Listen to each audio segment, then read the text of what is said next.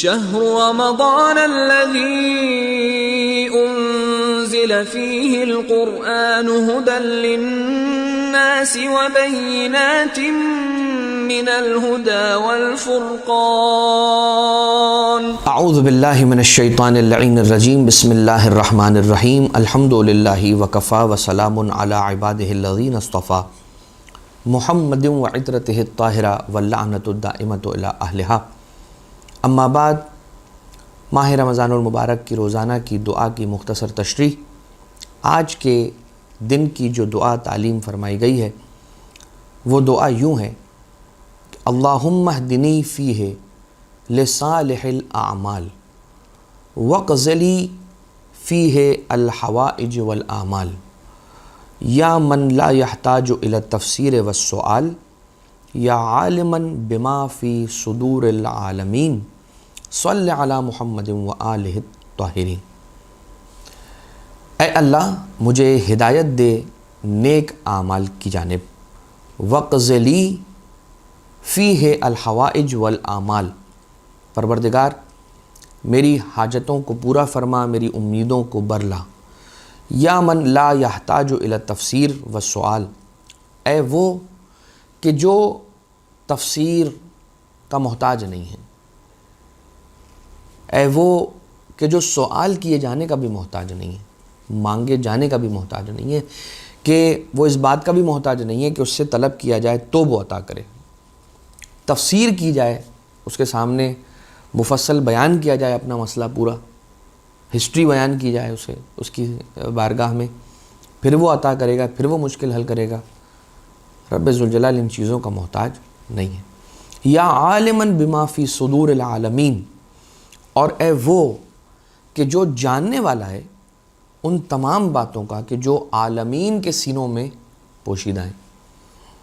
یعنی ایک جانب یہ کہا جا رہا ہے کہ اے وہ کہ جسے نہ سوال کی ضرورت ہے نہ تفسیر کیے جانے کی ضرورت ہے، اور اے وہ کہ جو جانتا ہے ہر اس چیز کو کہ جو عالمین کے سینوں میں چھپی ہوئی ہیں اور پوشیدہ ہیں۔ صلی علی محمد وآلہ الطاہرین، اے پروردگار رحمتوں کو اور درود و سلام کو نازل فرما محمد و آل محمد علیہ السلام پر کہ جو طاہرین ہیں۔ اس دن کی دعا کے ثواب کے بارے میں جو روایت ملتی ہے وہ یوں ہے کہ من دعا بہ غفر لہ ولو کان من الخاسرین، جو اس دن کی دعا کو تلاوت کرتا ہے، یعنی کہ ماہ رمضان المبارک کے 17ویں دن کی 17th ڈے کی دعا کی تلاوت کرتا ہے، یعنی اسی دن دعا کی تلاوت کرتا ہے، تو پروردگار عالم اس کی مغفرت کر لیتا ہے، ولو کان من الخاسرین، چاہے وہ خسارہ اٹھانے والوں میں سے ہی کیوں نہ رہا ہو، پروردگار عالم اس کی مغفرت فرما دیتا ہے۔ اب آ جائیے یہ دیکھیں کہ ہدایت کیا مانگا جا رہا ہے، سوال کیا کیا جا رہا ہے اس دعا کے اندر۔ اللہم اہدنی فیہ، اے پروردگار اس دن میری ہدایت فرما نیک اعمال کی طرف۔ ہدایت کیا ہے؟ ہدایت دو طرح کی ہے، ایک ہدایت فطرت کی ہے اور ایک ہدایت عقل کی ہے۔ جو ہدایت انسانی فطرت کی ہے، انسانی نیچر کی ہے، انسانی طبیعت و مزاج کی ہے، انسانی زیست کی ہے، وہ ایسی ہدایت ہے کہ جو پروردگار عالم نے بلٹن اس کے اندر رکھ کے اسے اس دنیا میں بھیجا ہے۔ مثلا یہ انسان کی فطرت میں ہے کہ جب اسے بھوک لگتی ہے تو وہ روتا ہے، جب چھوٹا سا بچہ اس دنیا میں آتا ہے، پیدا ہوتا ہے تو وہ روتا ہے، جب کسی تکلیف سے گزرتا ہے، اذیت سے گزرتا ہے تو وہ روتا ہے، جب اسے نیند آتی ہے اور وہ کچھ بیان نہیں کر پاتا تو وہ روتا ہے۔ تو رونے کو پروردگار عالم نے فطرت میں رکھا ہے انسان کی۔ ایک چیز اور فطرت کی مثال آپ کی خدمت میں پیش کروں کہ ماں جیسے ہی بچہ پیدا ہوتا ہے وہ اسے سینے سے لگاتی ہے، اسے کھلاتی پلاتی ہے، اس کے کپڑے بدلواتی ہے، اس کا خیال رکھتی ہے، اسے اپنی جان سے زیادہ رکھتی ہے، اس کا خیال رکھتی ہے، اس کو پالتی ہے۔ اتنی زیادہ محبت ایک ماں کے اندر پروردگار عالم نے اس کی فطرت میں رکھا ہے۔ ورنہ مجھے بتائیے کہ کون سی ایسی ماں ہے اس دنیا کے اندر کہ جسے بچے کی ولادت سے پہلے اس چیز کا کریش کورس کروایا جاتا ہو کہ تم نے بچے سے محبت کرنی ہے اور اس طرح سے محبت کرنی ہے۔ یا فار ایگزامپل کسی یونیورسٹی میں بھیجا گیا ہو کسی کو، یا کوئی ریفریشر یا فریشر کروایا گیا ہو، یا کوئی کریش کورس کروایا گیا ہو، کوئی ڈپلومہ کروایا گیا ہو، کچھ بھی نہیں. ماں کو معلوم ہے کہ میرا ٹکڑا ہے، اور یہ اس کی فطرت میں ہے کہ اسے اپنی بھوک کی فکر نہیں ہے، اپنی پیاس کا خیال نہیں ہے. وہ اپنے بچے کو پالتی ہے، وہ اپنے بچے کو کھلاتی ہے، وہ اپنے بچے کو پلاتی ہے. اسی طرح سے ایک چیز اور ہے فطرت کے اندر، یہ انسانوں کی مثال تھی، حیوانوں کے اندر بھی اگر آپ دیکھیں تو پروردگار عالم نے ان کی فطرت کے اندر کچھ چیزوں کو رکھا ہے. جیسے کہ مچھلی کا بچہ ہے جو اس دنیا میں آتا ہے اور پیدا ہوتے ساتھ ہی، جو پانی میں پیدا ہو رہا ہے اور پیدا ہوتے ساتھ ہی تیرنا شروع کر رہا ہے. اسے سکھا کوئی نہیں رہا، یعنی یہ چیز وہ سیکھ کے کرنا شروع نہیں کرتا، یعنی کہ تیرنا، یعنی کہ سوئمنگ. مچھلی کے بچے کو تیرنا نہیں سکھایا جاتا، یہ اس کی فطرت میں ہے. بالکل اسی طرح سے ایک ہدایت ہوتی ہے عقل کی، اس لیے کہ جو فطرت کی ہدایت ہے اس کے لیے حضرت موسیٰ علیہ السلام سے جب فرعون نے پوچھا کہ من ربک، تیرا رب کون ہے، تو من ربکما، کیونکہ حضرت موسیٰ اور حضرت ہارون غالباً دونوں گئے تھے اور پوچھا گیا تھا ان سے کہ تمہارا رب کون ہے. تو جناب موسیٰ علیہ السلام نے یہ جواب ارشاد فرمایا تھا کہ ربنا الذی اعطی کل شیء خلقہ ثم ہدی، ہمارا رب وہ ہے کہ جس نے ہر چیز کو خلق کیا اور خلق کرنے کے بعد اسے ہدایت عطا کر دی. ہمارا رب تو وہ ہے کہ اعطی کل شیء خلقہ ثم ہدی، ہر چیز کو خلق کیا اور خلق کرنے کے بعد اس کی ہدایت، خلق کرتے ساتھ ہی اس کے اندر ایک ہدایت. یہ کس چیز کی ہدایت ہے؟ یہ ہدایت فطری ہے، فطرت کی ہدایت ہے. اور ایک انسان کی جو ہدایت ہے وہ ہدایت ہے اس کی عقل کی. وَجَعَلْنَاهُمْ أَئِمَّةً يَهْدُونَ بِأَمْرِنَا، اور ہم نے کچھ ائمہ ایسے رکھے ہیں، ہم نے وَجَعَلْنَاهُمْ، ہم نے ان لوگوں کو امام بنایا کہ جو ہدایت کرتے ہیں بِأَمْرِنَا، ہمارے حکم سے اور ہمارے راستے پر چلتے ہوئے. لہٰذا دو طرح کی ہدایتیں، ایک ہدایت فطرت کی ہے، ایک ہدایت عقل کی ہے. تو جو ہدایت فطرت کی ہے وہ تو اللہ انسان کو عطا کر کے اس دنیا میں بھیج رہا ہے، اور جو عقل کی ہدایت ہے اس کے لیے کیا ہے؟ اس کے لیے رسالت مآب ارشاد فرما گئے انی تارک فیکم الثقلین، میں تمہارے درمیان دو گراں قدر چیزیں چھوڑے جا رہا ہوں، ایک قرآن اور ایک میری اطرت اہل بیت. ما ان تمسکتم بہما لن تضلوا بعدی ابدا، ہدایت کا اپوزٹ ضلالت. ضلالت وہ والی ضلالت نہیں جو ہم اردو زبان میں یوز کرتے ہیں. ضلالت یعنی کہ انسان کا وینڈر ہونا، انسان کا گمراہ ہو جانا، بھٹک جانا. تو کبھی بھی بھٹکو گے نہیں، کبھی نہیں بھٹکو گے تم. ما ان تمسکتم بہما، ہاں شرط یہ ہے کہ ان دونوں کا دامن تھام کے رکھنا ہوگا. لہٰذا پروردگار عالم نے انبیاء کو بھیجا تاکہ انسان کی عقول کی، عقلوں کی ہدایت کر سکے. پروردگار عالم نے ائمہ اطہار علیہ السلام کو بھیجا تاکہ انسان کی عقلوں کی ہدایت کر سکے. اللہ نے پروردگار عالم نے آسمانی کتابوں کو، صحیفوں کو نازل کیا تاکہ انسان کی عقل کی ہدایت کر سکے. اب آ جائیے انسان کو مانگا کیا گیا اس دعا میں؟ اللہم اہدنی فیہ لصالح الاعمال، مجھے اس دن میں نیک اعمال کرنے کی ہدایت عنایت فرما. آپ اس بات کو سمجھ لیجئے اور اپنے پہلو سے باندھ لیجئے اور یقین رکھیے اس بات کا کہ انسان کوئی اچھا کام اگر کر پاتا ہے تو وہ اپنی طاقت سے نہیں، اس کی توفیق سے. اگر پروردگار عالم کی توفیق نہ ہو تو انسان ایک نیک کام کے انجام دینے کا پلان بناتا رہتا ہے مگر اس کو انجام نہیں دے پاتا. آپ دیکھیں ہم اور آپ اپنی زندگی کے اندر کتنا ایسا ہوتا ہے کہ کوئی ایک نیک کام ہے، کوئی ایک سورہ پڑھنا ہے، کوئی قرآن کریم کی تلاوت کرنی ہے. آج 17واں دن ہو گیا، نہیں معلوم کتنے ایسے ہوں گے کہ جو اس بات کی تصدیق کریں گے کہ مولانا صاحب آپ بالکل صحیح کہہ رہے ہیں. ہم نے ماہ رمضان شروع ہونے سے پہلے 1-2 ہفتے پہلے سے یہ نیت کر رکھی تھی کہ اس ماہ رمضان المبارک میں قرآن کریم کی تلاوت کو اپنا روٹین بنائیں گے، اپنا معمول بنائیں گے. لیکن آج 17 دن ہو گئے، ہم قرآن کریم کا ایک سورہ نہیں پڑھ پائے. تو پروردگار عالم کی بارگاہ سے توفیق کو طلب کریں تاکہ انسان قرآن کریم کی تلاوت، نیک اعمال جتنے بھی ہیں، صالح اعمال، ان کو انجام دے سکے. اب اعمال صالحہ یعنی کہ جو نیک اعمال ہیں ان کے انجام دینے کا فائدہ کیا ہے؟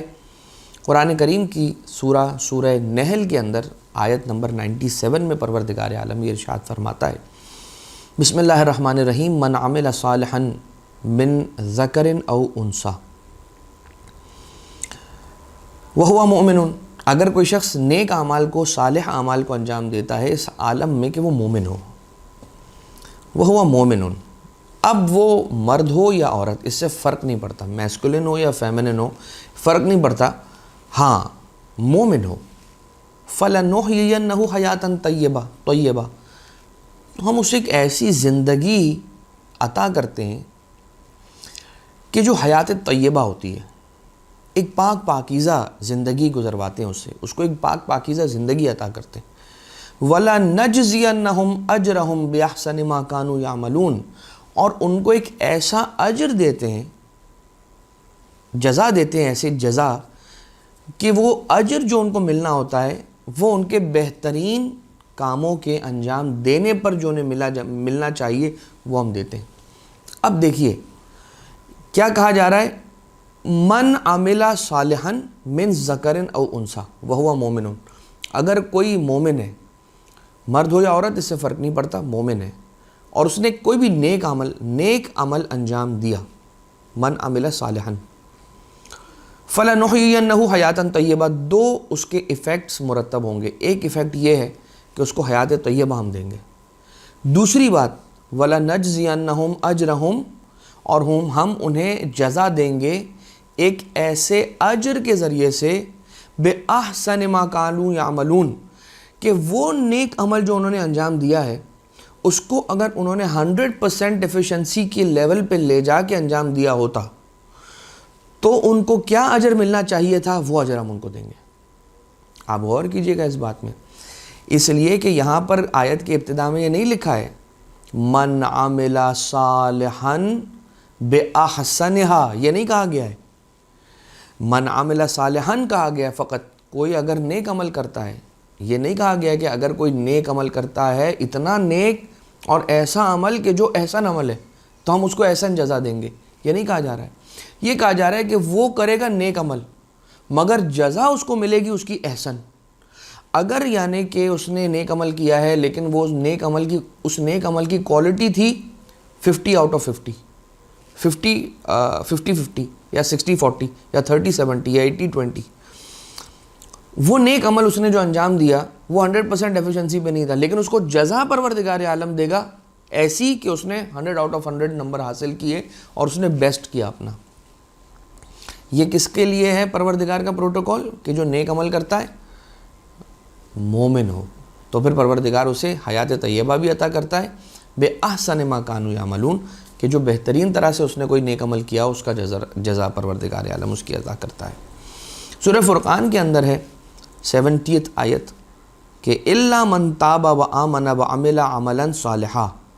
فَأُولَٰئِكَ يُبَدِّلُ اللَّهُ سَيِّئَاتِهِمْ حَسَنَاتٍ، اگر کوئی شخص توبہ کرتا ہے، اللہ پر ایمان رکھتا ہے اور عمل کرتا ہے ایسا عمل کہ جو عمل صالح ہے، توبہ کر لی، ایمان لے آیا،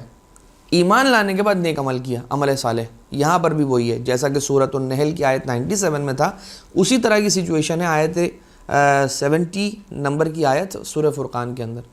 کہ جو توبہ کر کے صحیح راستے پر آ جاتا ہے اور نیک عمل کرتا ہے ایمان لا کے،